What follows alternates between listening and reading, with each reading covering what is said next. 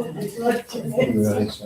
evening, everybody, and welcome to this evening's Finance and General Purposes Committee meeting of Stanley Town Council, held here at the Greenhouse in Greencroft on Tuesday, the 14th of April 2026. We'll move on to the agenda. And we'll start with housekeeping. Please ensure that all mobile phones are on silent. We don't have a fire drill scheduled, so if a fire drill goes off, if the fire sirens go off, we need to leave the building as quickly as possible. If we can move on to item number 2, apologies for absence. Chair, we have apologies from Councillor James Kane and from Councillor David Terry. Okay, no problem. Is everybody happy to accept? I understand both of them are illness. We're happy to accept them. Yes. If we can move on to item 3. Does anybody have any declarations of interest on any items on tonight's agenda? The Development Committee to DCC, if that is still around.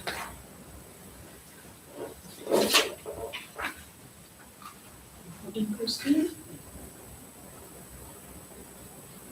And we move on to number 4, which are announcements from the chair. I don't particularly have any announcements at all. I don't have any. Okay, we move on to number 5, public participation. We don't currently have any members of the public with us this evening. Do we have any questions? We have no questions, Chair. No questions? Okay, so we will move on to item number 6, which is confirmation of the minutes from the finance meeting held on the 14th of March 2026, which is attachment A. I'm happy to move them through record. Well said. Okay, no problem. Is everybody else okay with that?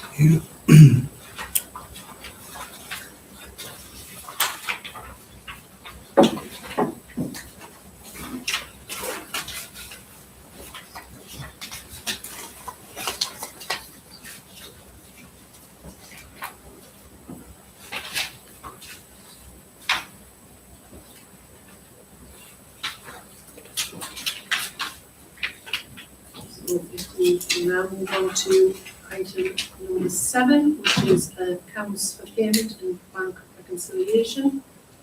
So we have got the accounts for March 2026. We have a schedule of payments at attachment B, schedule of receipts at attachment C, and reconciliation and bank balances at attachment D.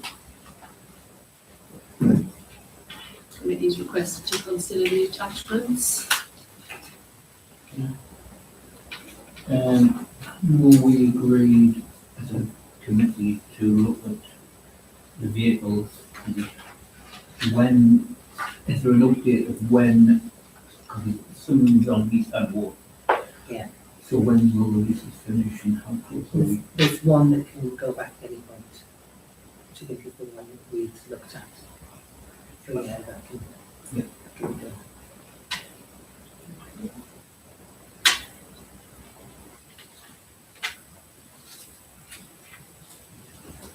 So please, can we approve the payments for March 2026? Proposal in the seconder for those, or any questions around those?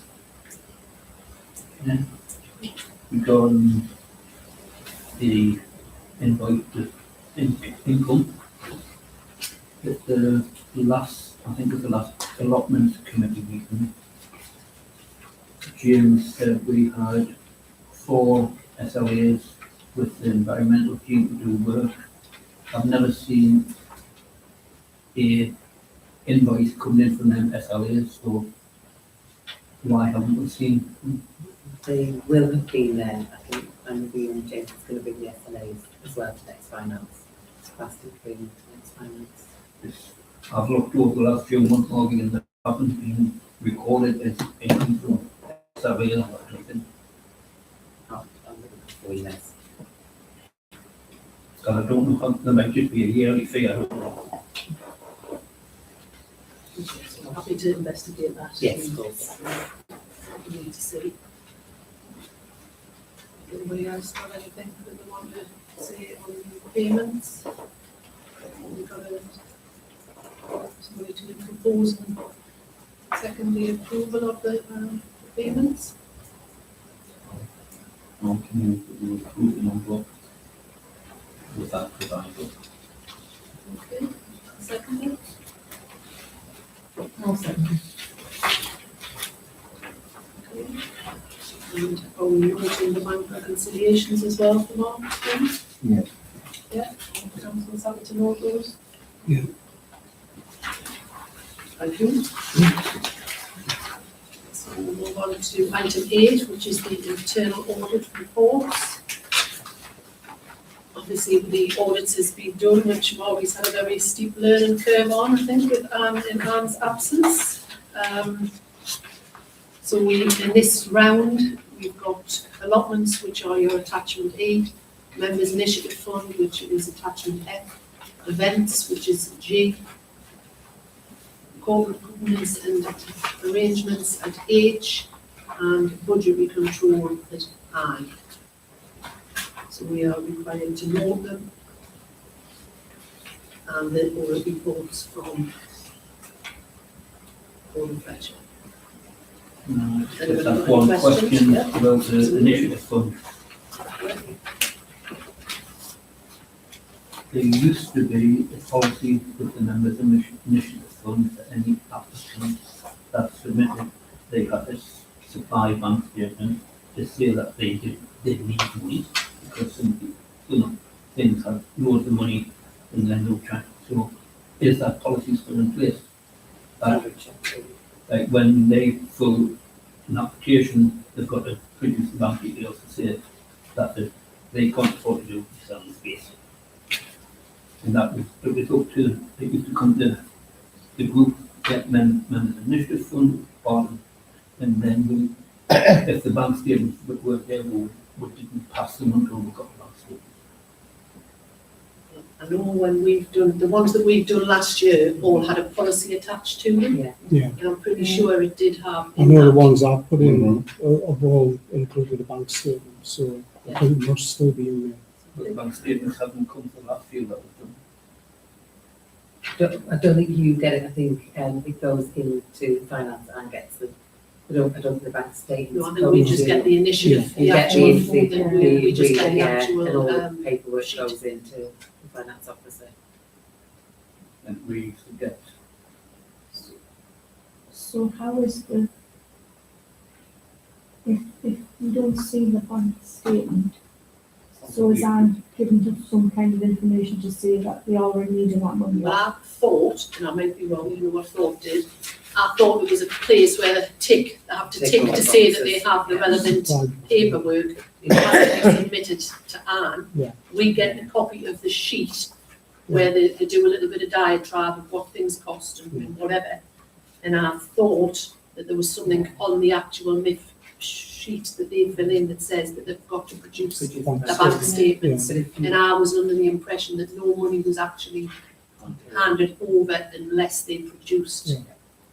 That's the way I the bank put it. statement, but I didn't think council got that. I thought it happened in the background. Yeah. But that would be a breach of data. Yeah, that's Yeah. what I was saying, Yeah. breach of data. Because I would like my bank statement. yeah, these are businesses. I know Dean's. It's not a breach of data. It's the companies, and we're given grant money, so it's not a breach of data by any form of imagination. But I don't, I've never seen a bank They're always statement. under Part B, so it's, that side doesn't go out to the public, it's to the council. And we are all under, we're all being trained here, the protection. I can't ever recall seeing a bank statement in a council meeting from any of them. But I could be wrong. But we'll just double Yeah, check we that want to know if if somebody that's- can. and if that's something you want, Yeah. we can look at that. It actually says a date for, on the auditor's report, This is the board. on examination application forms and prior, when the spreadsheet process application forms all have been properly recorded and completed with the required criteria met, and the officer application form properly authorised by the council's RFO and chief officer and approved the new approved by the Finance and General Purposes. So that reads as if Anne's done something, Yeah. Yeah, she takes it all in the background. and then that must come to finance, and then Is that something that you wanted? something Well, that we'll we do, need to double make check sure it, it's Brad. done. If you wanna, Yeah, yeah. Check, yeah. Absolutely.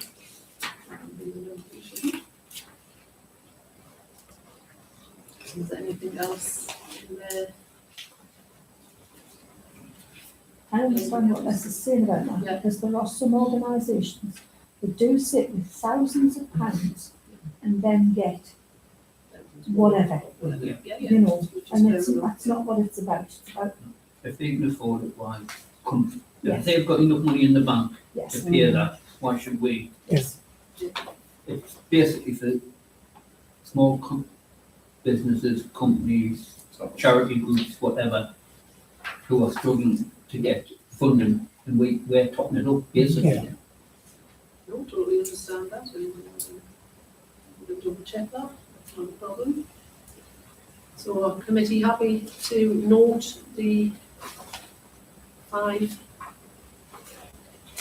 general audit reports that we have presented this evening? Yeah. Everyone happy with that? So then we've also got the annual internal audit report for 25-26, which is attachment J. Obviously, we're required to receive and recommend acceptance to full council of the annual audit for 25-26. We'll have a little look.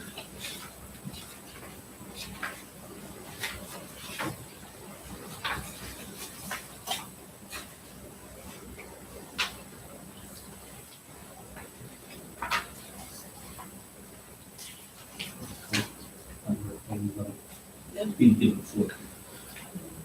So we're happy to receive that and recommend that it goes to full council for Yeah. acceptance. Yeah. And the audit plan committee report, attachment K, and annual plan for 26-27.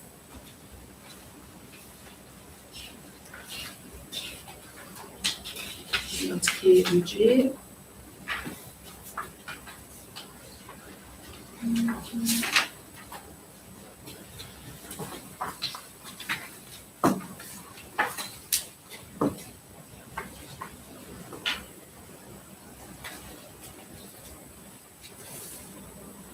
Everybody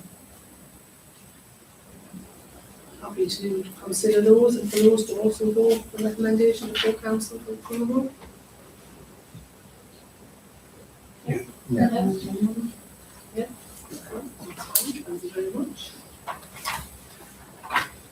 That concludes the internal audit reports. Thank you very much for doing those. And That's why I was thanking to the staff as well, and God, you probably gave me more time than he's had to in the past. we move on to number 9, which is date, time and venue of the next meeting, which is Tuesday the 12th of May, 2026, at 6:30 in the greenhouse in Greencourt. And then we move on to 10, which is exclusion of the press and public, to resolve that under the Public Bodies Commissions to Meetings Act of 1960, that the public and representatives of press and broadcast media be excluded from the meeting due to consideration of the following items of business, as publicity would be prejudicial to the public interest due to the confidential nature of the business to be transacted. Justification of exclusion of the public and press of the consideration of the following items. Discussions fall under the Data Protection Act of 2018.